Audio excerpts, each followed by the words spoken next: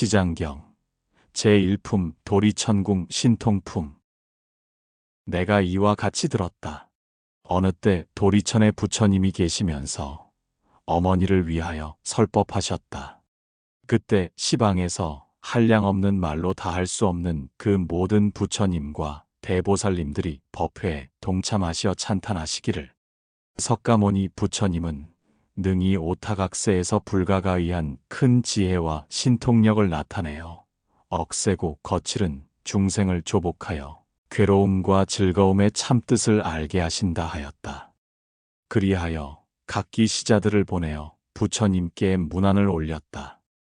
이때에 부처님께서 미소를 지으시니 백천만억의 큰 광명의 구름이 일어났는데, 이른바 대원만광명 구름, 대자비광명 구름, 대지해광명 구름, 대반야광명 구름, 대산매광명 구름, 대길상광명 구름, 대복덕광명 구름, 대공덕광명 구름, 대귀광명 구름, 대찬탄광명 구름이었다.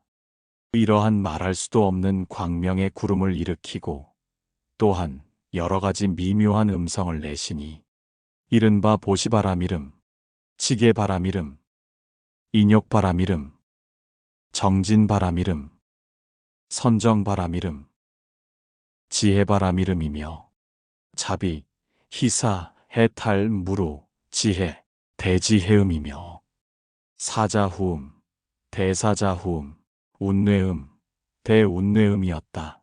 이와 같이 말할 수 없는 음성을 내시니 사바세계와 그 밖의 모든 국토에 있는 헤아릴 수 없이 많은 하늘사람과 사천왕천, 도리천, 수연마천, 도솔타천, 화락천, 타화자재천, 범중천, 범보천, 대범천, 소광천, 무량광천, 소정천, 복생천, 보계천, 광과천, 엄식천, 무량엄식천, 엄식과실천, 무상천, 무번천, 무열천, 선견천, 선연천, 색구경천, 마해수라천, 내지 비상비비상처천의 일체 하늘의 무리들과 용의 무리, 귀신의 무리들이 법회에 모여들었다.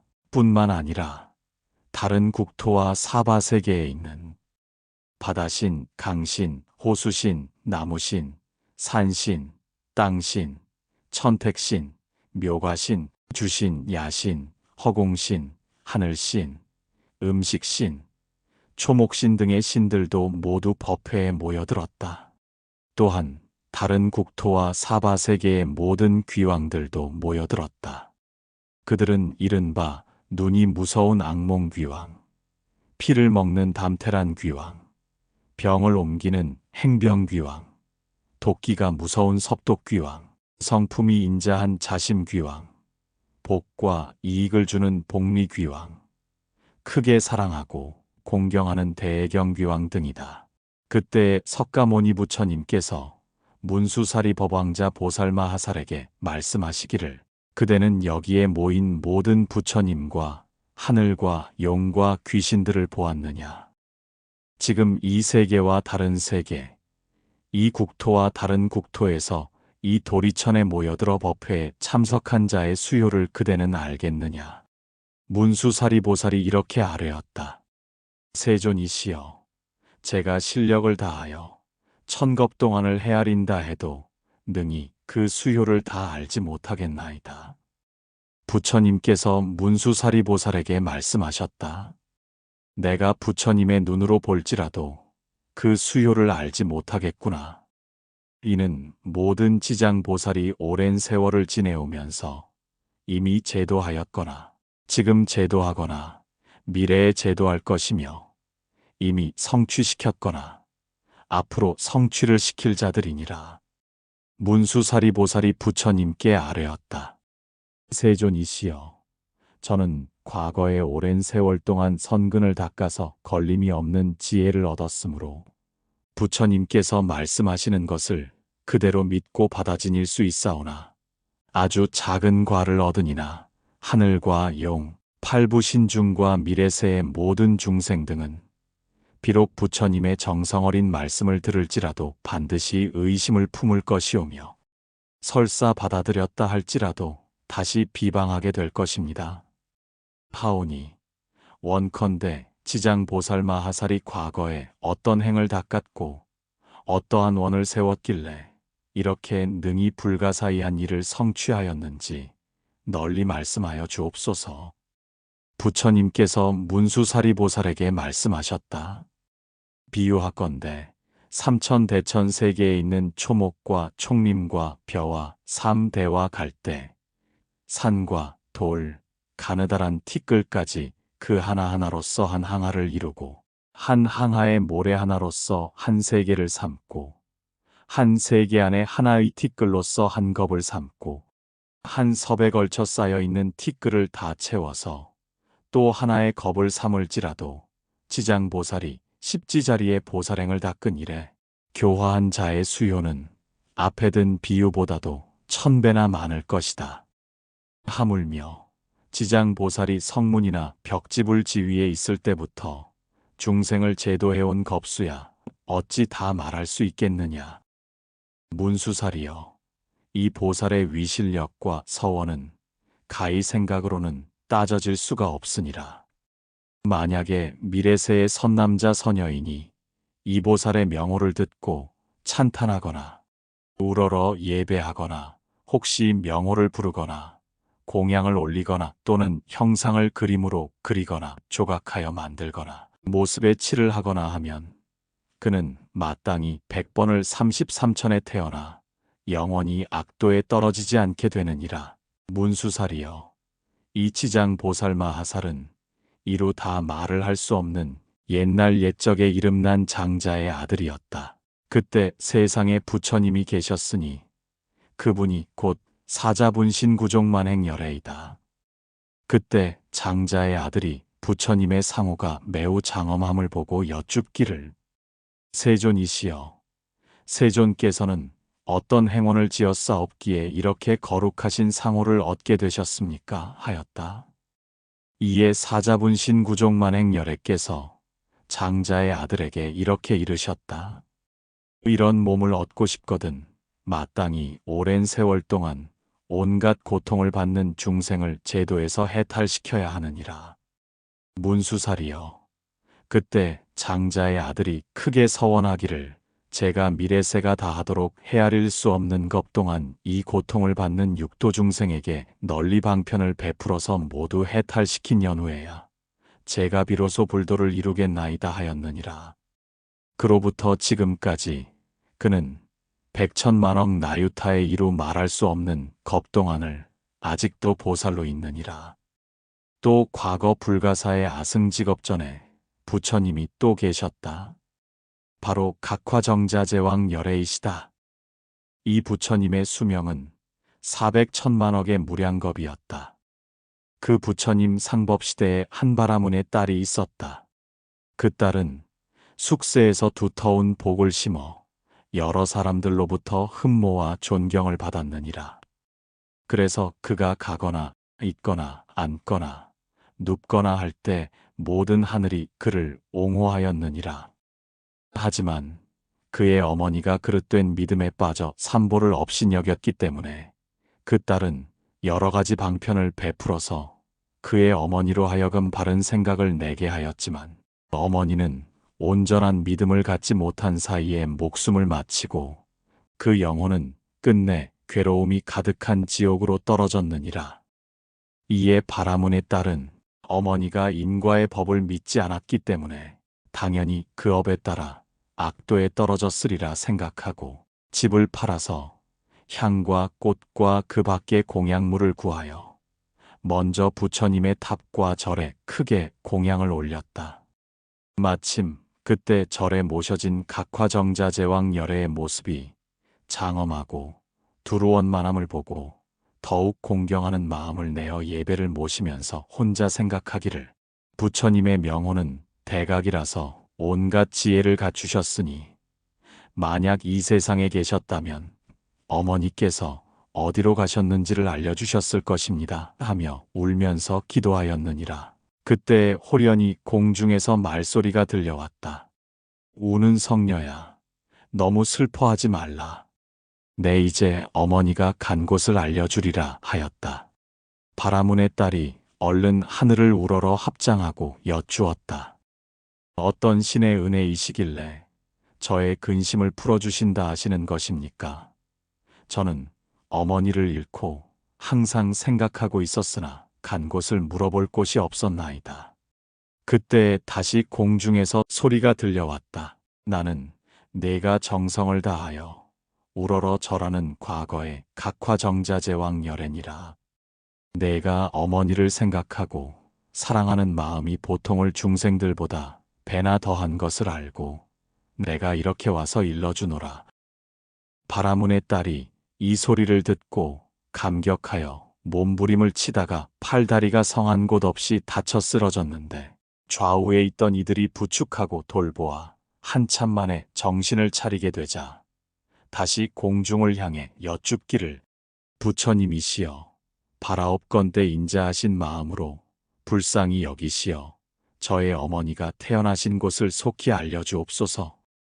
저는 이제 몸과 마음이 가눌 길 없어 곧 죽을 것만 같습니다 하였다. 이에 각화정자제왕 열애께서 말씀하시기를 내가 공양 올리기를 마치거든 곧바로 집으로 가서 단정히 앉아서 나의 명호를 생각하거라. 그리하면 너의 어머니가 태어난 곳을 알게 될 것이니라.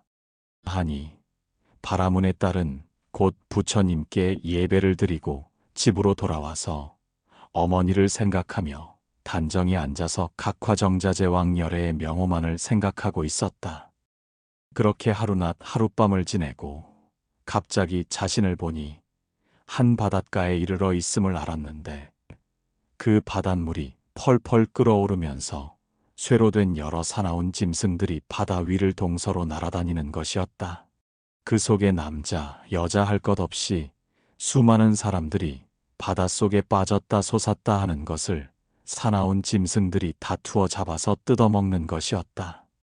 또 눈여겨보니 그 모습이 여러 가지인 야차들이 있는데 이를테면 손이 여럿이고 눈이 여럿이고 다리도 머리도 여럿이며 어금니가 입 밖으로 나와 날카로운 칼로 된 갈고리 같은 것들이 모든 죄인들을 사나운 짐승들이 있는 곳으로 몰아주며 다시 스스로 때리고 움켜잡아 다리와 머리를 한 대로 서로 얽어묶으니 그 모습이 천만 가지라 차마 눈뜨고 오랫동안 볼 수가 없었다. 그때의 바라문의 딸은 부처님을 생각하고 염불하는 힘으로 자연히 두려움을 없앴느니라. 거기에 한 귀왕이 있었는데 이름이 무독이었고 머리를 조아려 성녀를 맞이하며 말하였느니라. 장하십니다. 보살은 어떠한 인연으로 여기에 오셨나이까? 바라문의 딸이 귀왕에게 묻기를 이곳은 어떤 곳입니까? 하니 무독이 대답하였다. 여기는 대철 위산 서쪽에 있는 첫째 겁의 바다입니다. 이에 바라문의 딸이 다시 물었다. 내가 듣기로 철위산 안에는 지옥이 있다고 하는데 그것이 사실입니까? 무독이 대답하되 참으로 지옥이 있나이다. 성녀가 다시 되묻기를 내가 어떻게 하여야 이를 수 있습니까? 하니 무독이 대답하기를 만약 부처님의 위신력이 있거나 아니면 업력이 있어야 합니다. 하자 성녀가 또 물었다. 이 물은 무슨 이유로 저렇게 끓고 있으며 죄인과 사나운 짐승은 왜 이리도 많습니까?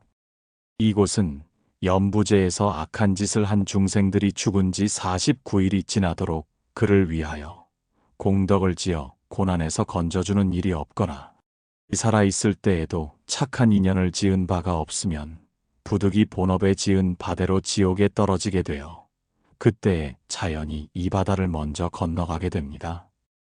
이 바다 동쪽으로 10만 유순을 지나 또한 바다가 있사온데 그곳의 고통은 여기에 배나 됩니다. 또 그 바다의 동쪽에 한 바다가 있는데 그곳의 고통은 다시 그의 배가 됩니다. 이들은 삼업을 지은 악인으로 스스로 받은 바이니 다 업에 받아라 하나이다. 성녀가 또 무독귀왕에게 물었다. 지옥이 어디에 있나이까? 저 새 바다속이 대지옥이며 그 지옥의 수가 백천이로 돼 각각 차별이 있으나 큰 것은 모두 18이고 다음 것이 500이 있으며 또 그 다음의 것이 1100이 있는 바. 그 지독한 고초는 이루 할 양이 없나이다. 성녀가 무독귀왕에게 또 물었다. 나의 어머니가 돌아가신 지가 얼마 되지 않으니 혼신이 어느 곳에 있는지 알 수 없나이까? 귀왕이 성녀에게 물었다. 보살님의 어머니는 생전에 어떠한 행업을 지었나이까? 성녀가 대답하되 나의 어머니는 소견이 바르지 못하여 삼보를 비방하였고 간혹 잠깐 믿었다가도 또 금방 공경하지 않았습니다. 돌아가신 지 얼마 되지 않았으니 다시 태어난 곳을 알 수가 있겠는지요. 무독이 다시 묻되 보살님 어머니의 성씨가 무엇입니까? 나의 부모는 바라문의 족속으로 아버지의 이름은 시라선견이고 어머니의 이름은 열젤이라 하옵니다. 무독이 합장하며 머리를 조아리고 보살에게 말하였다. 원컨대 성자께서는 집으로 돌아가시어 너무 슬퍼하거나 근심하지 마옵소서. 열젤이 죄인은 비록 죄를 지었지만 천상에 난 지 지금 3일이 되었나이다. 효순한 자손이 어머니를 위하여 공양을 베풀어 복을 닦아 각화정자제왕 열애의 탑사에 보시한 공덕으로 그렇게 되었나이다. 보살님의 어머니만 천상에 난 것이 아니라 이날 무간지옥에 있던 죄인은 모두가 함께 천상에 태어나 즐거움을 누리게 되었나이다. 귀왕이 말을 마치고 합장하고 물러가자 바라문의 딸은 갑자기 꿈만 같아서 집으로 돌아와 이를 깨닫고는 곧 각화정자제왕 열애의 탑과 존상 앞에서 바라옵건대 저는 미래겁이 다하도록 죄고가 있는 중생이 있으면 마땅히 널리 방편을 베풀어 모두 해탈토록 하겠나이다 하는 큰 서원을 세웠느니라. 부처님께서 문수사리 보살에게 말씀하셨다. 그때 귀왕무독은 지금의 제수보살이고 그때의 바라문의 딸은 곧 지장보살이니라.